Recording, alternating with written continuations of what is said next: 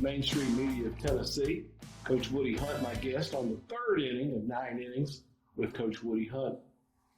You get out of the Marines as a young man, 21 or so. You've got the itch for baseball, and you played in a pretty good league there in Kentucky. Yeah, the Bluegrass League, which was considered at that time the best, I guess the best league around. It was, guys that were maybe had out of college or in college or ex-pro. Woody Fryman was signed out of that league. Yeah. The old left-hander. Doug Flynn, I think, played in that league. There's a lot of players that played in that league, and which is independent ball today. I don't know if it's what it's called. I don't think it's independent ball. It's a semi-pro league. Yeah. It was a true identification of semi-pro league, and there were different cities that had a team. But I played for a team in Lexington. I don't know if it's 1 year or whatever it was, which is close to where I live. And then I developed my own team in Danville, and had Joe Bellman play, and Mike Orverson and Paul Orverson, who were really good players. And Mike and Joe played here, of course. And we developed our own team, and we would travel around and had a really good ball club. I was playing also. This was maybe 2 or 3 years after I got out of the Marine Corps. I'm not exactly sure the timeline, but I played some before I developed my own team. And it's called the Holiday Inn, Danville Holiday Inn. They were our sponsors, and the guy who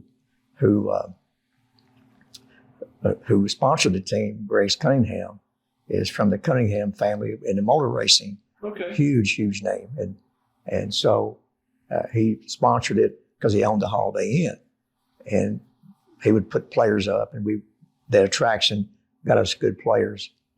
But anyway, we developed that team, had a really good ball club, and there's good teams all over the state. And but anyway, that happened, and that's actually where I met Mickey England from Cumberland, is doing that league.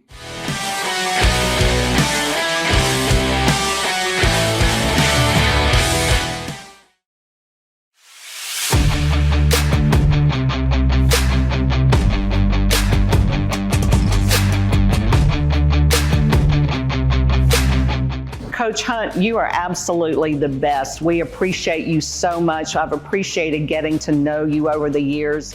We're so thankful for the relationship we've had with you and the team, and wish you all the best. 41 years is amazing. We're excited to have you come back and be with us, and real excited that you're going to continue to be at Cumberland, and we just couldn't be happier for you. Thanks for everything. From all of us here at Zaxby's, we love you, Coach Woody Hunt. Thank you for 41 great years. I would thank Woody for obviously all the things he's done for Cumberland, because, everybody knows about his wins and his national championships, but, what he's done for his players, for other students on campus, and also how he's helped Cumberland grow through the years. I'd also thank Woody for what he's done in the community, because I know throughout different parts of the country, people know Lebanon because of what Woody has done. It's amazing to hear the stories of his former players. And some of those stories are funny, and some of them are serious, but most of the stories about, how he helped them.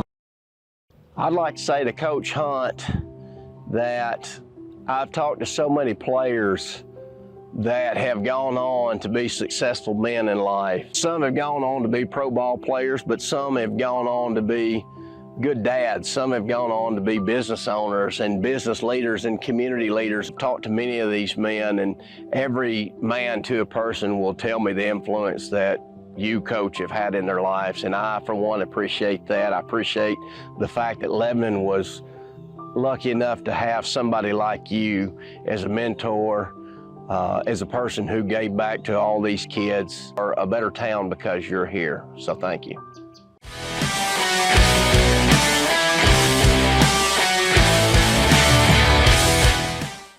Mickey England came to Cumberland as a basketball coach, eventually became the athletic director and the baseball coach at Cumberland. Mickey had a great baseball background, having played at South Alabama, and he was on the lookout for players, and the way you two hooked up kind of set the stage for everything that followed. Well, we had a player from London, Kentucky named Bill Brannaman, and we had a catcher named Donnie Helton who came from Cincinnati, and Donnie lived at that time in Moorhead, Kentucky, which is a little small outside of Danville there. And Donnie was very talented. You probably remember him from JUCO days here. And so he came, and Donnie, Billy had been to Western Kentucky and was kind of looking to come here, or I forgot how it happened exactly. But Mickey came to Louisville to watch us in the state playoffs, or the state, what do they call it then? And we were at a motel, and we ate breakfast together one morning, and I just said simply, I would love to get into college coaching. And that's nothing ever was ever said after that. And then so we went on and played and all that, and I got back home, and I think through a recommendation of Joe Belden, and I tell Joe, if it wasn't for him, I probably wouldn't be here. And through a recommendation of Joe Belden, Mickey called me and wanted me to come down to take a look at the place and see if I want, because he had hired somebody, and they had left like the next day or so. And so I came down, and I knew before I got here I was going to take it. Yeah. That's the end of the third inning with Woody Hunt, Hall of Fame baseball coach at Cumberland University. We'll take a break and be back with more on 9 Innings with Woody Hunt.